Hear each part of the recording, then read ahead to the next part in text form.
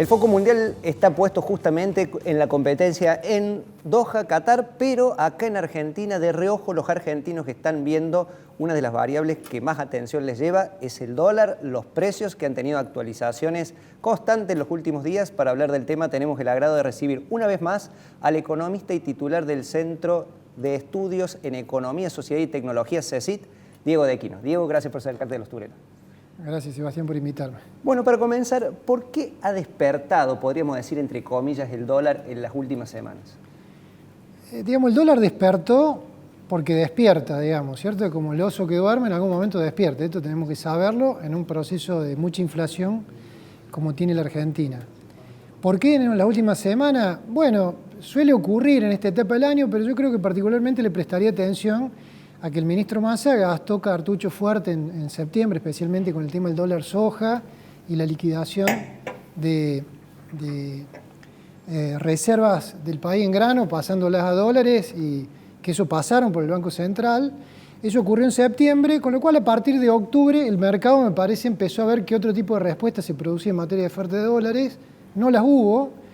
Y en noviembre comenzó un despertar. Pero el despertar, repito, es porque el oso en algún momento deja de hibernar y sale de la cueva. El dólar de equilibrio hoy, para que la gente lo entienda, mirando las variables que viene al mercado, está entre 350 y 400 pesos. Ese es el dólar por encima del dólar Qatar, que hoy está en 3.45 aproximadamente. Sí, el dólar Qatar está justo en el piso. Eso simplemente es un cálculo bastante simple, donde se divide más o menos el total de pesos que hay en la economía, dividido más o menos el total de dólares que habría en materia bruta.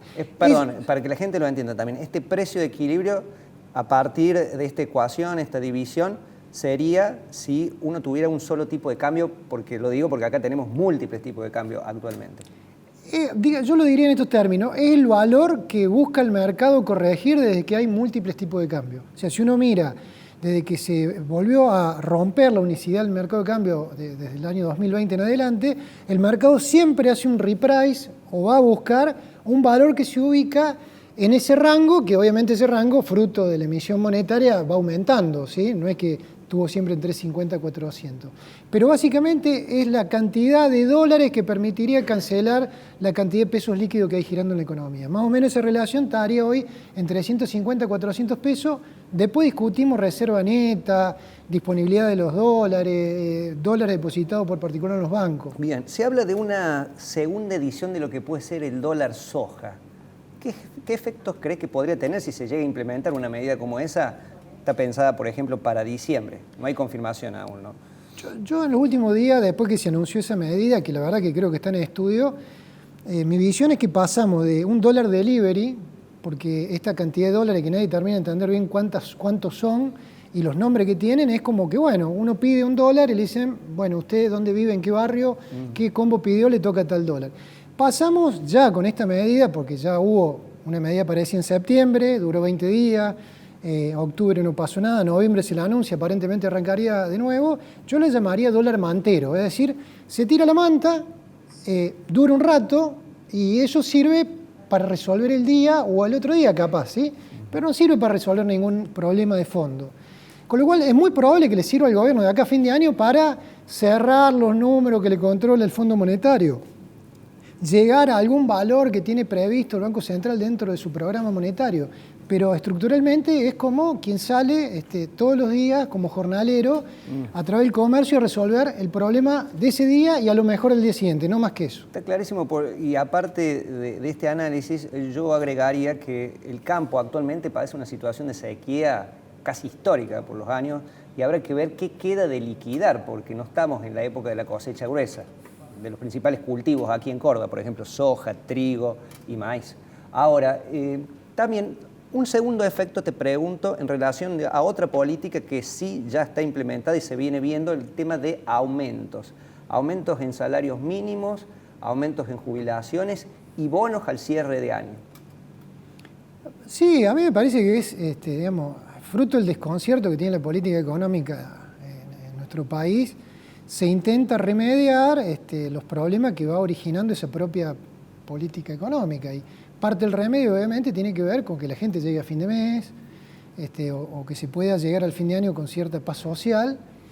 y detrás de eso se buscarán soluciones, pero digo, la gente tiene que se da cuenta, digamos, es claro de que con un bono de fin de año de 20, 30 mil pesos, o con el aumento o una convención de aumento parcial de precio por 4 meses, con eso no resolvemos nada cuando la inflación es del 100% anual y lo más probable es que el año que viene se vuelva a repetir una inflación similar o quizás mayor. Entonces, el nivel de desbarajuste que hay en los precios relativos es tal que a todos nos cuesta hoy saber si es mucho o poco el valor de las cosas, inclusive ese bono de 20 o 30 mil pesos.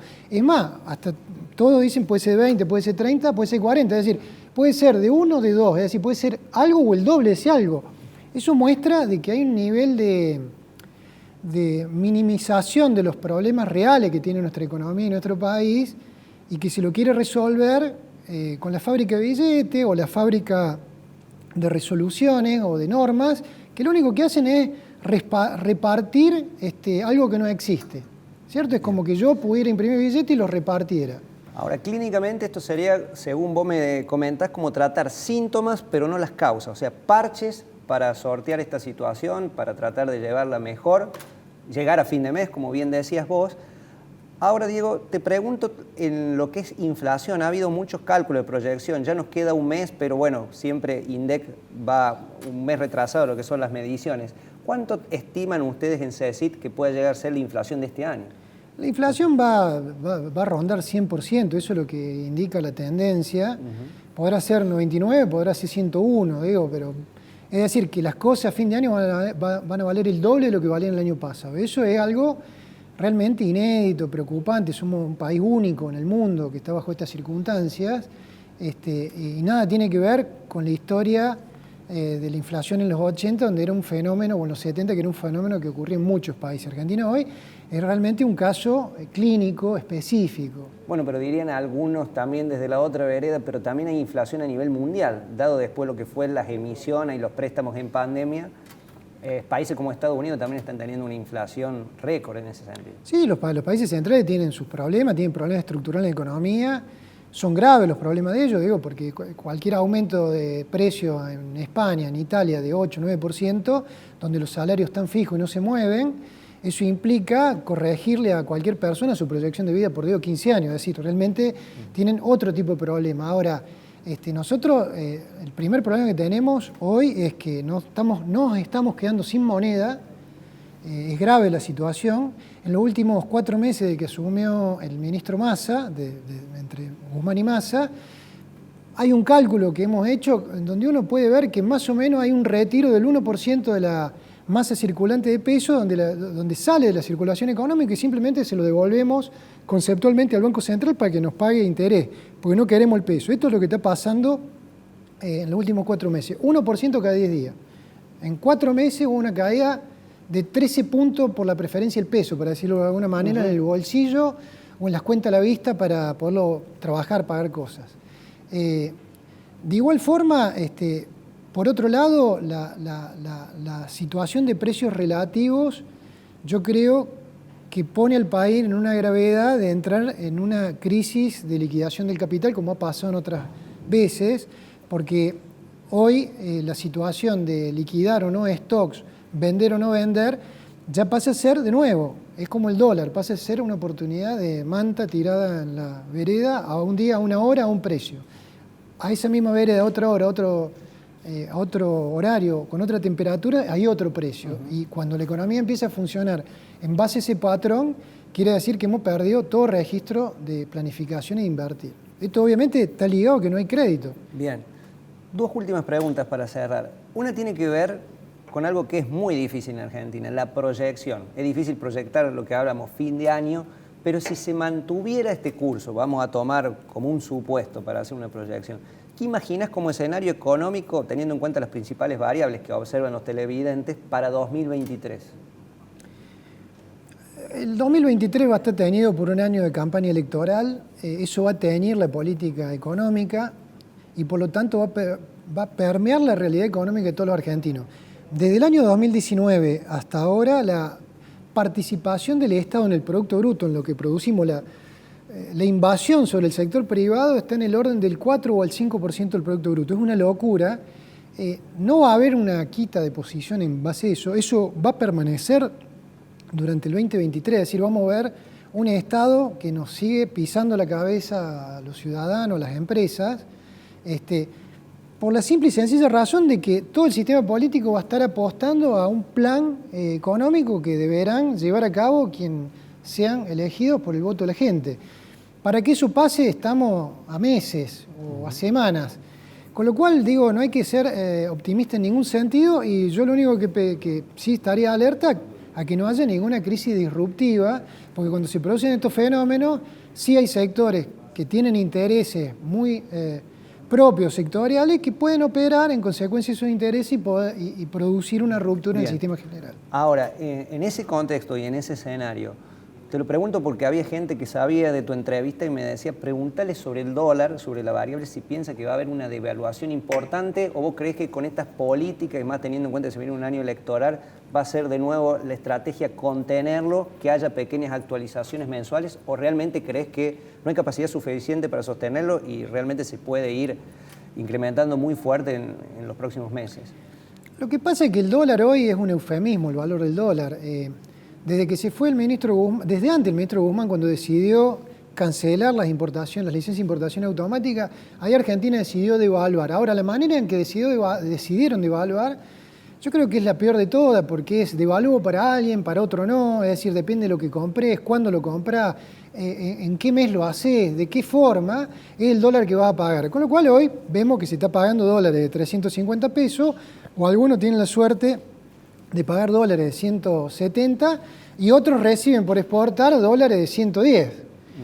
Ahora, lo cierto es que yo creo que no hay que pensar en que va a haber una unificación del mercado de cambio, que si hubiera una unificación del mercado de cambio, ahí sí podríamos pensar en cuál sería el valor de equilibrio o el nuevo valor del dólar, y allí sí podríamos pensar si podría o no haber una devaluación en relación a cuál dólar, al oficial, al dólar Qatar, al dólar soja. Es cierto, hay muchísimas variables. Bueno, pregunta final para quienes no ven. Dicen, bueno, bárbaro, ya tengo un panorama, las grandes variables fueron mencionadas, pero yo no controlo todas esas variables macroeconómicas.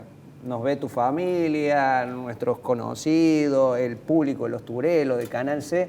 Dice, ¿qué puedo hacer en base a esta información? Ya te hablo del pequeño ahorrista e inversor. El pequeño ahorrista inversor, yo lo que le sugeriría para el verano es reservar en bienes. Digo, dadas las circunstancias, hay muchas oportunidades que se están produciendo. ¿Por ejemplo? Desde la electrónica hasta bienes de uso, mobiliarios en las casas, en las oficinas. O sea, adelantar compras en la medida de lo posible. Automóviles, vehículos, digo, obviamente que hay que conseguirlo, todo lo que sabemos. Capital, claro. Pero digo, me parece que ahí sí hay muchas oportunidades y quien las sepa aprovechar va a lograr grandes diferencias, porque como sabemos, se puede pagar la electrónica a lo mejor casi a la mitad de lo que vale en otro lugar. Entonces, las diferencias, por ejemplo, digo como ejemplo. Siempre tomando, precios en dólares de referencia al compararlo, porque vos decís electrónica... Precios en dólares o precios de listas, ¿cierto? Porque con los automóviles pasa lo mismo, ¿sí? Hay precios de lista, precios de entrega. Entonces, yo le diría que le presten mucha atención a eso, y en la parte financiera no hay mucha oportunidad a la vista de corto plazo en donde poner excedentes, y quien deba hacerlo, yo le sugeriría que atesoren en moneda dura. En moneda dura. ¿Y plazo fijo UVA? El plazo fijo UVA es una buena herramienta dentro de una estrategia de inversión, lo mismo que las letras del tesoro, los bonos del tesoro, pero tiene que ver con una parte de la cartera de inversión. Bien. En el margen yo no iría seguramente por ahí. En el margen quiere decir lo nuevo, el nuevo excedente que tengan para invertir. Clarísimo. Bueno, como siempre, el profesor Diego de Aquino, le agradecemos por su visión, clarísimo. Seguramente te vamos a estar invitando porque yo creo que más allá del Mundial, como decíamos al inicio, van a ser meses calientes económicamente. Se viene diciembre, que históricamente es bastante volátil, y habrá que ver cómo se presenta el verano. Muchísimas gracias, Diego de Aquino. Gracias, Sebastián, por la invitación.